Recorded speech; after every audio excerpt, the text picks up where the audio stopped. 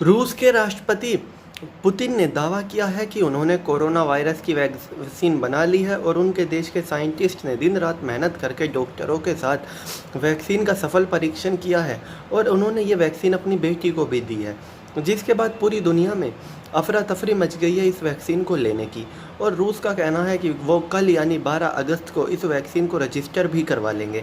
और रूस ऐसा पहला देश है जिसने दावा किया है कि उसने वैक्सीन बना ली है। अब से पहले तक इस तरह के दावे हो रहे थे कि कोरोना की वैक्सीन 2021 से पहले नहीं आएगी। कुछ हफ्ते पहले भी रूस ने दावा किया था कि उसने वैक्सीन बना ली है, लेकिन उस वक्त रूस के राष्ट्रपति ने नहीं कहा था वैक्सीन बना ली है और वो वैक्सीन सफल साबित नहीं हुई। लेकिन इस बार उसी वैक्सीन को में और भी ज़्यादा उसके साथ एक्सपेरिमेंट किए गए और कहा जा रहा है कि इस बार वाकई में रूस ने सफलता प्राप्त कर ली है। जिसके बाद इस वक्त अगर दुनिया के सबसे ज़्यादा ख़राब स्थिति देखें तो रोज़ाना आने वाले केसों के मामले में भारत नंबर 1 है।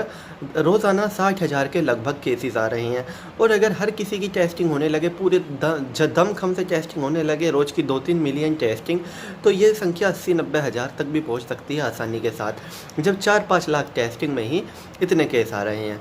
तो भारत का हर किसी का यही सवाल है कि भारत में ये वैक्सीन कब तक आ जाएगी। तो अभी इतनी जल्दी भारत में ये वैक्सीन नहीं आ पाएगी। बेशक भारत रशिया का सबसे बड़ा दोस्त है। अभी कल रूस पहले इस वैक्सीन को रजिस्टर करवाएगा, उसके बाद WHO टेस्ट करेगा कि वाकई में ये वैक्सीन कोरोना वायरस में कारगर है या नहीं, जिसमें लगभग मानकर चलिए एक सप्ताह का वक्त लगेगा। और अगर WHO कह देता है कि हाँ ये वैक्सीन कोरोना में कारगर है या फिर 50% भी कारगर है, तो इसको लेने के लिए देशों की होड़ लग जाएगी। हर देश ज़्यादा से ज़्यादा पैसा फेंकेगा। तो ऐसे में जिसके पास ज़्यादा पैसा होगा उसके हाथ सबसे ज़्यादा वैक्सीन लगेगी और सबसे जल्दी भी लगेगी।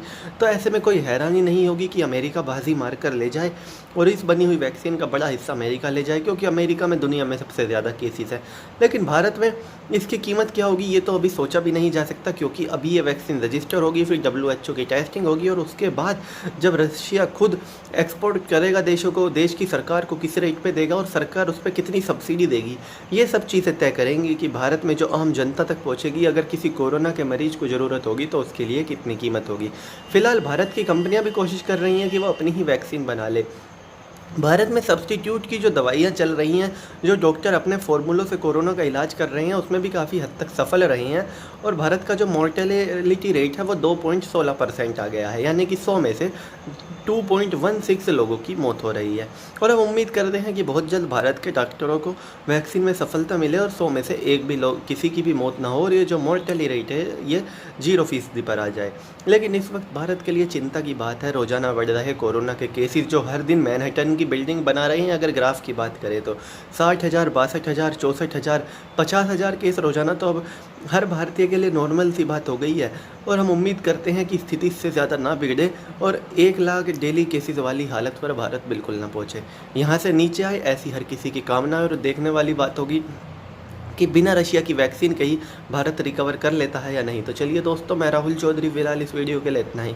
आगे भी इसी तरह की देश, दुनिया, बॉलीवुड और खेल की तमाम खबरों के लिए बने रहिए मेरे साथ। जय माता दी।